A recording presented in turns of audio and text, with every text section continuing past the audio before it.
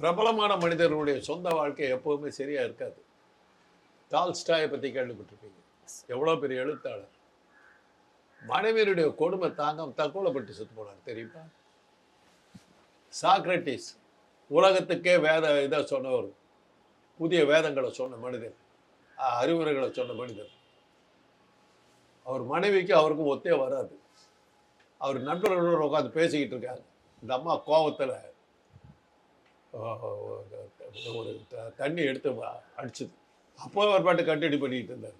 அப்புறம் பிளேட்டெல்லாம் தூக்கி உடஞ்சது. அவர் சொன்னார், முதல்ல இடி இடிச்சது, இப்போ மழை பெய்யுது அப்படின்ட்டு. அது மாதிரி சாக்ரட்டிஸோட குடும்ப வாழ்க்கை சரியில்லை.